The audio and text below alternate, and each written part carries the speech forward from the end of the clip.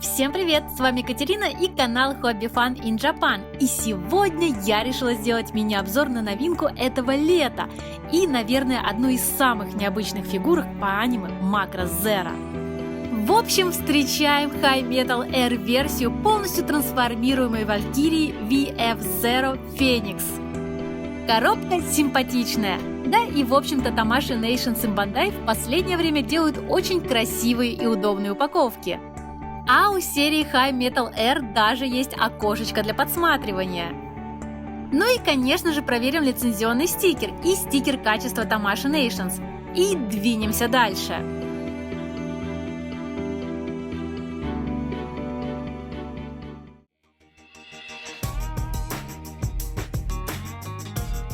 Внутри нас ждет всего один, но очень большой блистер с кучей аксессуаров.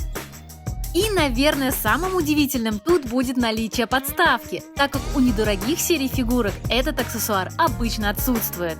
В остальном же набор стандартный – ракеты, шасси, сменные кисти рук, ганпод и, конечно же, сам мех. И вот с этим мехом как раз возникает много вопросов. Во-первых, это же Macross, так почему изначальная форма это Botroid, то есть робот? А во-вторых, взяв его в руки, как-то не ощущается никакого веса. Это же High Metal Air, так где же тот самый металл из названия? Он, конечно же, есть. И если присмотреться к локтевым суставам и коленям, то его очень даже видно.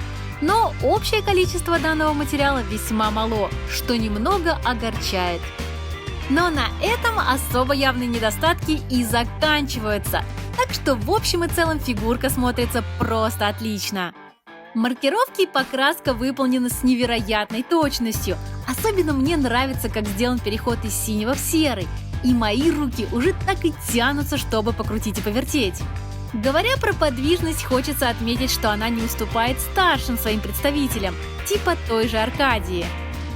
Агрессивные позы делаются без проблем. И на одной ноге Валькирия тоже прекрасно стоит. Но у этой подвижности есть своя цена, а именно крылья.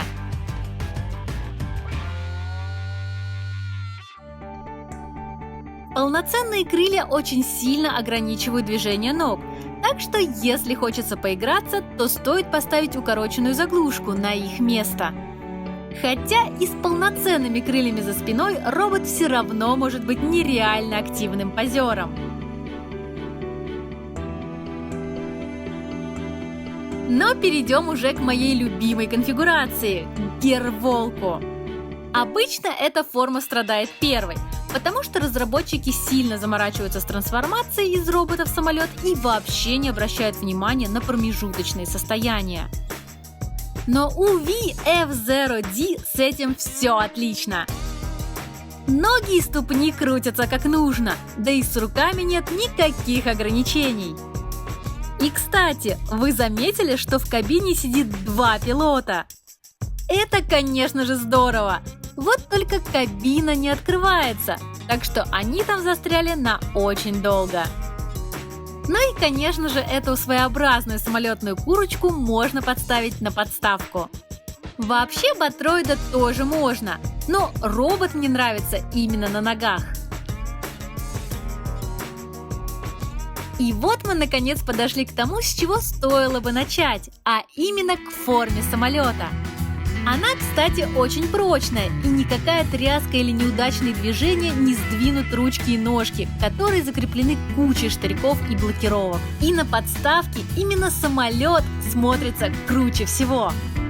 И знаете, VF-0D, наверное, моя самая любимая машина из всей саги Макроса. Ну, после VF-19K из 7-го Макроса, конечно. Дельтообразное крыло само по себе выглядит очень стильно. Да и это один из немногих самолетов, у которых есть вертикальное рулевое оперение. Кстати, у VF-Zero-D есть и шасси. И что самое интересное, у него даже есть открывающиеся отсеки под эти самые шасси. Вот только самих колесиков внутри нету, и их приходится вставлять отдельно. Минусик, конечно, но учитывая размер фигурки, этот недостаток можно простить. А вот что простить никак нельзя, так это большие петли поворота наклонных перьев крыла и вертикальных рулей. В общем, что мы имеем? VF0D при своих небольших размерах очень хорошо проработан и даже может трансформироваться без замены каких-либо элементов. Но так как в коробке он лежит в виде робота, то это может привести к тому, что особо ленивые коллекционеры никакие другие конфигурации не увидят. Да и размер упаковки уж слишком большой. Также не стоит забывать про крупные шарниры на крыльях и рулях высоты. Как по мне, так это не такая уж и большая проблема. Но если ставить рядом с другими самолетами, то будет очень заметно. Но как бы то ни было, на данный текущий момент это единственная недорогая и при этом достаточно качественная версия данного летательного аппарата. Так что всем фанатам Макроса очень рекомендую.